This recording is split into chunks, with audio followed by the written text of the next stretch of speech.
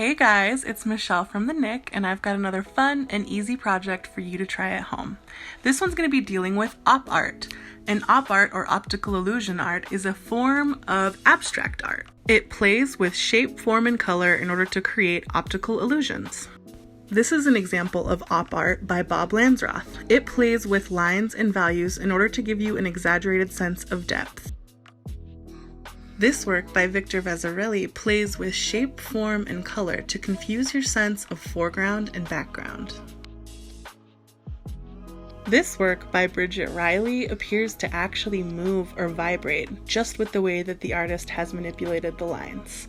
Op art is a great way to confuse and excite the eye and really bring an image to life. With all that in mind, here's what we're making today, and here's what supplies you'll need.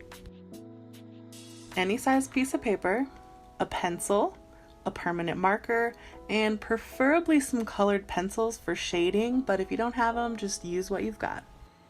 Okay, so to start out, we're just going to take a pencil and put kind of a curvy little line going across your page in any direction you like. Then we're going to put some dots along that line. And you want to just kind of space them out a few inches apart, not perfectly spaced, just across the way, leaving some room towards the edges. Next, we're just going to create some little curved lines. Start off your page and then connect at the dot. And again, these can vary in size so that they don't all look too uniform. And then once again, kind of go off the page. Flip it around and do the same thing on the other side of the paper.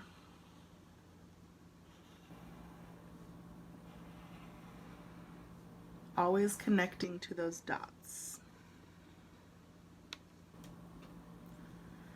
And that's exactly what we're continuing to do all the way out.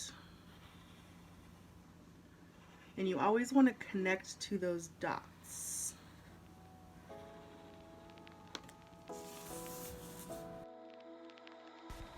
So just continue to make those curved lines until you get to the edge of the page. As you can see, your lines some of them should continue to get bigger and bigger. Some of them should get smaller and smaller until they just eventually go off the page. They'll start to go in different directions. They'll start to look like they're kind of layered and taking over each other. Just play with it until you like the way it looks.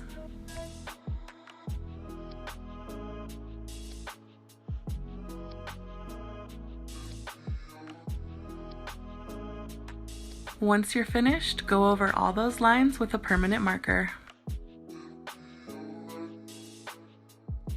Once you've got everything traced in permanent marker, take an eraser and clean all those pencil lines up. Okay, so now we are ready to add some color to our work of art. And this is where you're really going to start to see that optical illusion come to life. And the way we're going to do that is through shading with different values. So I recommend getting some colored pencils, some nice and sharp ones. And what you're going to do is you're just going to go in, and I'll show you on a bigger area. And towards these edges where the creases come together, you're just going to start shading, and you're going to go nice and dark on these corners. Just kind of blending it out into a medium shade. So press nice and hard towards that crease, and then just ease up on your pressure as you move towards the middle. You can hop over to the other side, draw nice and dark, press hard. Don't press too hard, you want to keep that pencil nice and sharp. And then again, just start to blend it out into a nice mid shade, medium shade. And then you just want to go nice and light in the middle. So barely press at all with your pencil, and you'll get a nice light shade. And you can work on blending those together with nice light pressure.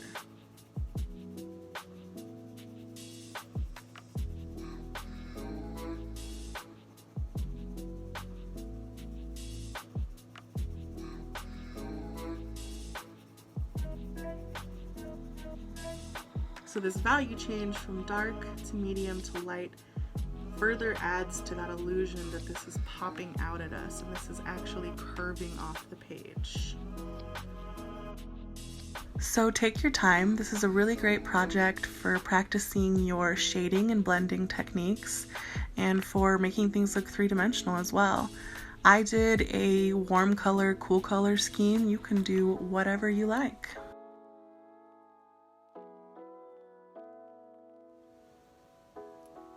Now that you're finished, you have a really cool piece of op art. And the thing that I love about these is that the further you get away from them or just give a little distance, the more 3D they look.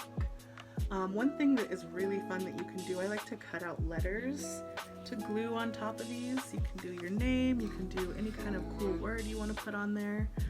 You can also use these as a cool kind of picture frame for some of your favorite photos. Also, I like to dress these up with some stickers sometimes. They just make a really cool background.